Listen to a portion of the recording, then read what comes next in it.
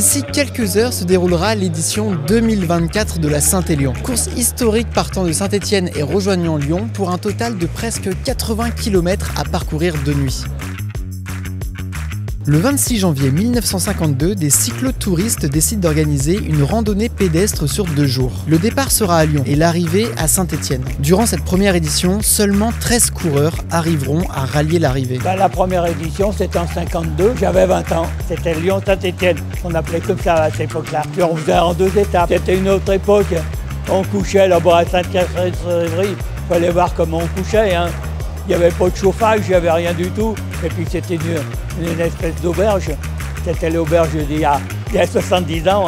J'ai fait 8 fois, puis je l'ai gagné 6 fois.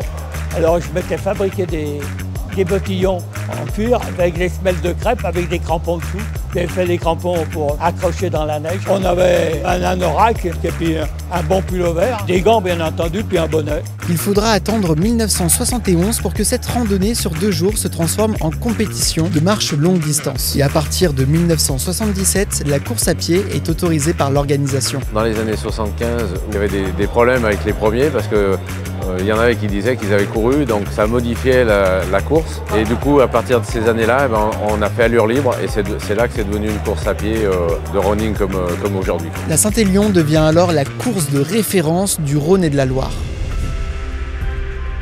La Saint-Élion est considérée comme l'une des courses les plus extrêmes à cause de ses mauvaises conditions météo. Organisée tout début décembre, de nuit, généralement la neige et le vent s'invitent à la partie. Alors les conditions de l'époque, c'était beaucoup plus difficile, c'était beaucoup plus froid, souvent de la neige. Et les gens étaient habillés un peu comme ils allaient faire de la montagne, c'est-à-dire avec des pulls en laine, avec des bonnets en laine. En 1990, il y avait tellement de neige que l'organisation dut annuler la course alors que tous les participants venaient de partir. C'est la seule année où on a arrêté la course. De la neige à mort, sur les hauteurs, avec le vent, des congères monstrueuses, obligé de les déneiger avec des pelleteuses quand même.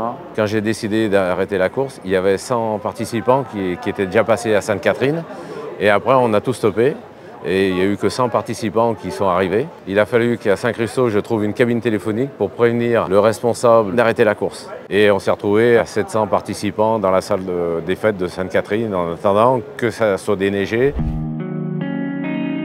Derrière moi, 6000 coureurs s'apprêtent à prendre le départ de la mythique Saint-Élion. J'ai fait 9 heures sur ma dernière Saint-Élion. Cette fois, le parcours est un tout petit peu plus long. Si je pourrais faire un temps similaire, ça serait parfait. Alors j'ai attendu 10 ans pour me réinscrire à la Saint-Élion parce qu'entre-temps, il m'est arrivé pas mal de choses positives dans la vie. J'ai fini mes études, je me suis marié, j'ai eu un enfant, puis un autre. Et la vie a fait que petit à petit, une fois qu'on a installer sa vie dans une région, une fois que tout était installé, c'était un petit peu trop fixe et il fallait un nouvel objectif. J'ai commencé par le running en faisant un 10 km, un semi, premier marathon, deuxième marathon.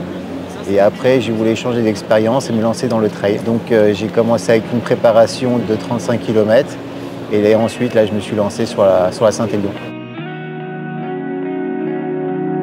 En gros, un éclaireur, c'est quelqu'un qui va être capable déjà de tenir une allure, d'être fiable, et puis de motiver les personnes autour, donner de l'allant, mettre un peu d'ambiance, c'est le but un peu, parce que on est avec le partenaire de la Saint-Élion. Il faut donner de la vie à la course, prendre du plaisir, et qu'à la fin, on ait permis à des personnes d'atteindre leur objectif. Mais d'ailleurs, savez-vous pourquoi les coureurs sur la Saint-Élion portent-ils un chasuble et non un dossard comme les autres courses classiques? Eh bien, courant de nuit, la préfecture avait imposé en 2001 la présence de chasubles pour assurer la visibilité des coureurs. Depuis, la course a gardé cette habitude, faisant l'une des marques de fabrique de la Saint-Élion. Ma stratégie, ça va être de partir prudemment et puis d'essayer de tenir une allure et remonter un maximum de morts pour finir le mieux possible. Voilà. Allez, vas-y! Cette édition se révèle très rapide pour la tête de course. Thomas Cardin et Ben Diman sont à la bataille pour remporter cette Saint-Élion. Dans 1h20, tu repars, on change pas de chaussures. Tu prends 2 flasques, on se voit dans 1 heure. On se voit dans 1 heure, d'accord?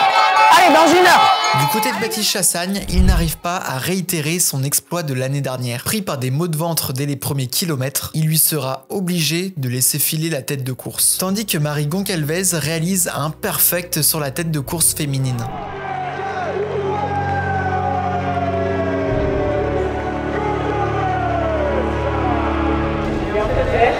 que d'ailleurs, les filles ont plus d'expérience que moi sur le long, mais comme dit Baptiste Chassagne, tu peux être 5e sur le papier mais avoir le supplément d'âme.